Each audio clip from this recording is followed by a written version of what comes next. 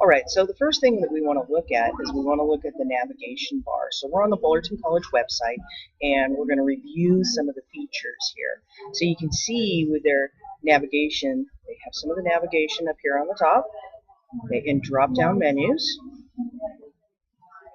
And then they also have some of the navigation here on the side. Okay, and then these actually open up in menus too. And so if that wasn't enough locations for navigation, there are also some things down here that open up also. So notice, we don't have kind of a home page link up here. We don't have this stuff in the upper left-hand corner, but we have navigation all kind of around the site. This page does load completely, but often on a website, if you can't see the information at the bottom, you want to use the scroll bar to the right of the screen and scroll to the bottom. This is the way you would find your MyFC link if you needed to do it. And of course, you can also scroll to get onto the links to your email, My Gateway, Blackboard, etc. that's on the left side of the screen.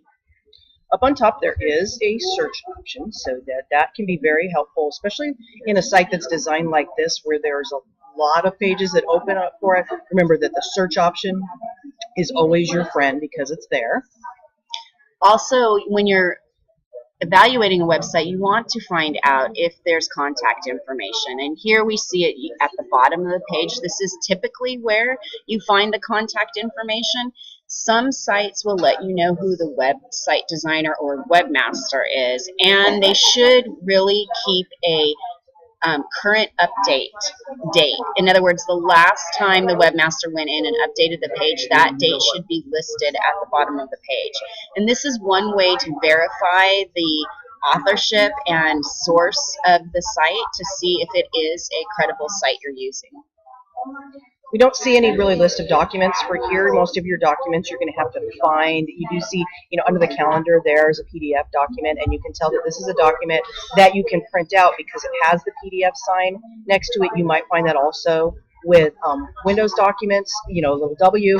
Other than that, you don't see many documents that you could get to just from this page, so they would be further embedded in pages that apply to each of the different categories. And sometimes web pages don't load well, or you're only getting parts of it, or maybe links are broken, and that might be because of browser compatibility issues. So some of that information can be found towards the bottom of the page under the information with disclaimers or contact us. But when you're dealing with web pages such as those found on an EDU or an org site, you're not going to have those issues because they're usually designed to be compatible in lots of browsers because of the traffic that goes through those sites. This site, you can see, doesn't really offer an option for feedback. It would be another thing that you probably would have to search for. And the same as you can't easily see a sitemap.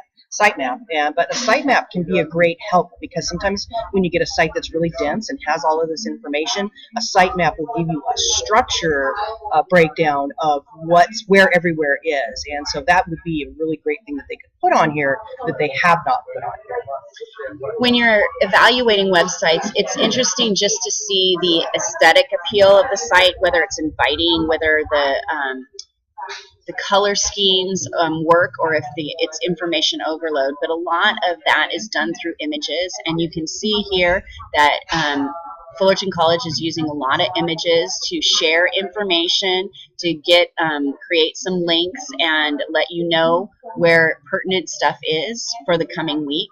So there can be a lot of images on websites, but the question is how useful they are. Sometimes images can be used as navigation tools as well, so it's often interesting to click on one just to see if that takes you somewhere else.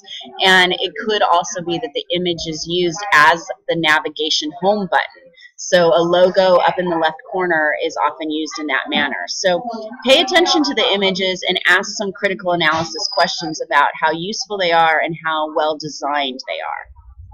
And this website, although it seems like it's kind of an easy one to read, there's a lot of information, and part of that is because it's a college and there's a lot of different people that need different information. But it is a complicated website, and so some of the websites you'll be looking at probably won't be as complicated. But I would find this one difficult to read. I think it's often difficult to navigate.